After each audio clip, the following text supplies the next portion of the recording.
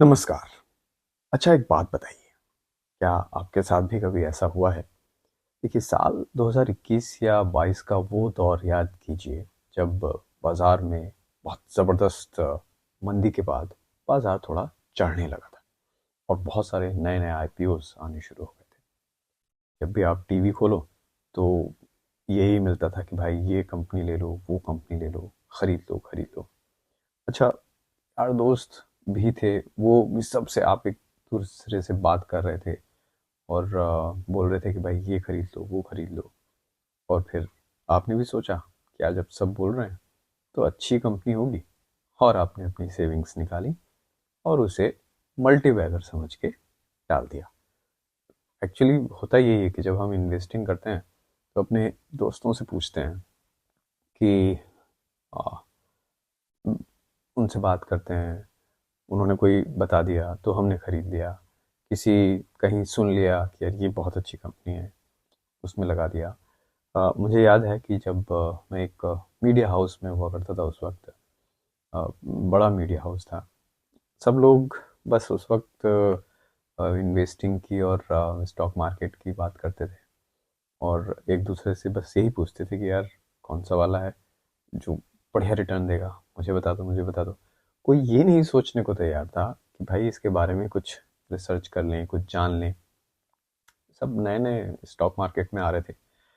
लेकिन परेशानी तब होती है जब आप सुन के समझ बिना समझे पैसे लगा देते हैं और बाद में वो स्टॉक या वो कंपनी बहुत मतलब सब गलत साबित होते हैं और फिर डाउन हो जाता है स्टॉक मार्केट। आपका पैसा लगाया हुआ वो भी डाउन हो जाता है। फिर आप सोचते हैं कि यार गलती कहाँ हुई। तो दोस्तों, गलती आपकी नहीं है, ये आप समझिए। ये जो गलती है वो एक इस तरीके की है कि ये जो सफलता होती है उसका भ्रम होता है।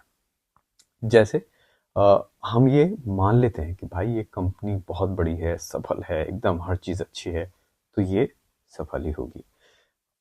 आज हम फिलिप रोजनविक की एक किताब है, वो उसकी एक थ्योरी है, द हैलो इफेक्ट, जो ये बताती है कि हम गुड टू ग्रेट जैसी बुक्स या फिर सक्सेस स्टोरीज हम दूसरों की सुनते हैं कि भाई उसने पैसे लगा दिए, वो पैसे बढ़ गए। हम वो सब सुन के पैसे लगा देते हैं और हम उसका शिकार हो जाते हैं। तो यही है इसकी जो थ्योरी है, द हैलो इफेक्ट। उसी के हम आज दूसरी कड़ी में बात करेंगे। पिछली कड़ी में हमने भी बात की थी और इस कड़ी में हम फिर से इस भ्रम जो है ये उनको उसका पर्दाफाश करेंगे और हम जो ट्रैप ऑफ कनेक्टिंग डॉट्स है, डेटा का जो मकड़ जाल है, हम उसके बारे में बात करेंगे। तो आइए सबसे पहले बात करते हैं एक बहुत बड़े झूठ की, जिसे कहते हैं the delusion of connecting the dots. ये सुनने में बहुत भारी लगता है, तो चलिए इसको हम आसान बना देते हैं। आसान कैसे? मान लीजिए कि आपका यूपीएससी का रिजल्ट आता है और हम टॉपर का इंटरव्यू देखते हैं। वो कहता है कि भाई मैं रोज़ सुबह 4 बजे उठता था, बादाम खाता था, और उसके बाद हम मान लेते हैं कि भाई वाकई में ये 4 बजे उठना और बादाम खाना, इसी से सफलता मिलती है भाई। और लेकिन हम ये भूल जाते हैं कि उन लाखों बच्चे जो फेल हो गए, हम उनका इंटरव्यू तो देखते नहीं है। हो सकता है उनमें से भी कोई 4 बजे उठता हो, बादाम खाता हो। ठीक ऐसे ही शेयर बाजार में होता है। रिसर्चर्स सिर्फ उन कंपनीज पर रिसर्च करते हैं जो पहले से ही बहुत सफल हो चुकी हैं, और फिर जब वो पीढ़े पीछे मुड़कर देखते हैं और ये कहते हैं कि चलो ये कंपनी बहुत अच्छी है, इसका कल्चर बहुत अच्छा है, इसकी ग्रोथ रेट बहुत अच्छी रही है, तो आप इसकी रिसर्च बहुत अच्छी आई है, तो आप इस कंपनी में पैसे लगा सकते हैं। और आप उन उनकी उन रिसर्चर्स की जो रिसर्च है उसको देख कर आप पैसे लगा देते हैं। बाद में क्या होता है, कंपनी अगर डूब जाती है या उतनी सक्सेसफुल नहीं होती है और आपका पैसा नहीं बढ़ता है। तो लेखक जो है वो यहाँ पर ये कहता है कि जो डेटा की है वो सफलता की जो चमक है, यानी कि अगर वो सफल है तो सारी चीज़ें सफल होंगी, सब चीज़ें अच्छी होंगी, यही हेलो इफेक्ट होता है। अगर आप रिसर्च कर लें उस पर और उसका नतीजा गलत ही निकलेगा। ये वैसा ही है जैसे मैच हारने के बाद एक खिलाड़ी से पूछना कि भाई हार क्यों हुई, वो तो 10 बहाने बना देगा। तो क्या ये सफलता परमानेंट होती है? हम ये बात ही नहीं करते इस बारे में। हम ये सोचते ही नहीं है कि भाई अगर कंपनी पहले से अच्छी है, ठीक है, अच्छी है, सब कुछ अच्छा चला जा रहा है, लेकिन क्या आगे भी अच्छी रहेगी? भाई हमें तो आगे पैसे बनाने हैं ना।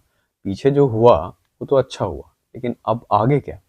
उसके लिए हम सिर्फ जो पुराना डेटा है उसको खंगालते हैं, उस पर रिसर्च नहीं करते हैं। हम बस सिर्फ ये सोचते हैं कि ये अभी अच्छा कर रही है तो ये अच्छी होगी, और हम इन्वेस्टर को कंपाउंडर्स शब्द से बड़ा प्यार होता है। हमको लगता है कि इस कंपनी ने पिछले 10 साल में अगर सपोज करो 20% का रिटर्न दिया है, तो अगले 10 साल में भी वो आगे 20% ही देगी। हम ये मान के चल लेते हैं। ये एक, लेकिन दोस्तों जो एक नियम है जिसे कोई नहीं बदल सकता, उसको कहते हैं रिग्रेशन टू द मीन। इसे आसान भाषा में समझते हैं। देखिए, अ, आपने सुना होगा कि लौट के बुद्धू घर को आए, या एवरेज की तरफ वापसी। इतिहास गवाह है दोस्तों कि जो कोई भी कंपनी, चाहे वो नोकिया हो, चाहे वो कोडैक हो, या बहुत सारी पुरानी हमारे यहाँ टेलीकॉम कंपनीज थी, वो हमेशा कोई टॉप पर नहीं रह सकते। आप ये नहीं सोच सकते कि वो हमेशा ही अच्छा करेगी। मार्केट में कंपटीशन आता है, नई टेक्नोलॉजी आती है, सरकार के नियम बदलते हैं। तो जो कंपनी आज आपको इनविंसिबल लग रही है, तो कल उसका प्रॉफिट गिरना तय होता है। क्योंकि हमने अभी सुना, पढ़ा, रिग्रेशन। तो एक एवरेज पर आकर उसकी परफॉर्मेंस वो रुक जाती है।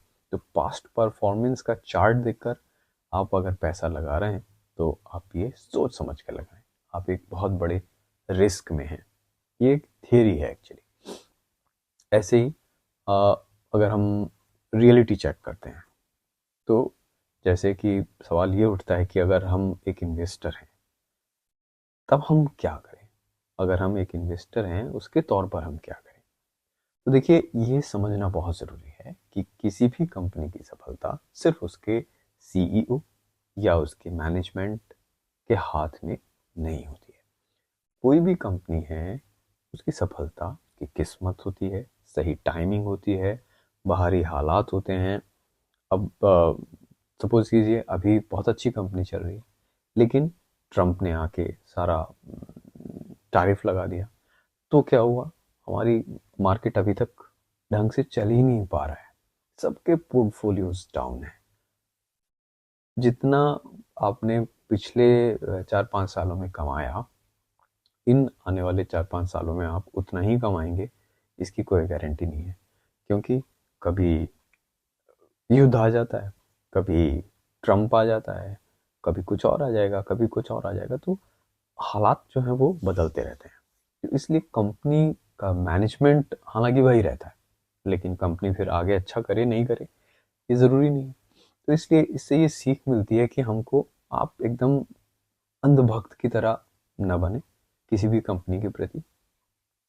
कोई भी कंपनी से प्यार ना करें। अगर आप उस कंपनी के प्यार में पड़ जाते हैं, कई बार होता है ऐसा, मेरे साथ भी होता है। कई बार हुआ है कि एक स्टॉक ले लिया। जैसे मैंने बहुत पहले एक स्टॉक लिया था, दीपक नाइट्रेट। बहुत कम दाम पे लिया और बहुत अच्छे दाम पर मैंने उसको बेचा, लेकिन उसको बहुत दिन तक रखे रहा। और अगर मैं उसको ज़्यादा रखे रहता तो शायद मुझे बहुत बड़ा नुकसान हो जाता। हालांकि नुकसान में ही बेचा थोड़ा सा, उतना ज़्यादा फ़ायदा नहीं हुआ जितना होना चाहिए था, लेकिन फिर भी ठीक ठाक फ़ायदा हुआ।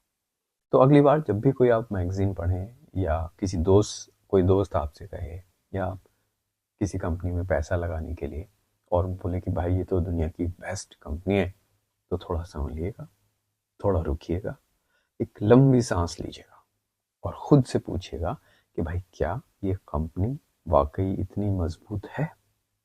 क्या अभी जो हालात हैं उसमें कैसा चल रहा है, ये कहीं हेलो इफेक्ट तो नहीं है इसका?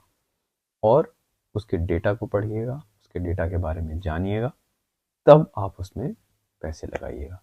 तो जाते जाते मैं आपसे कहना चाहूँगा कि आप इसका जवाब बड़ी ईमानदारी से दें कि आपको क्या लगता है आज की वो कौन सी महान कंपनी है जो अगले 5 सालों में अर्श से फर्श पर आ सकती है, जैसे नोकिया के साथ हुआ था। तो कमेंट में करें, कमेंट में लिखें, चर्चा करते हैं इसके बारे में अगली वीडियो में।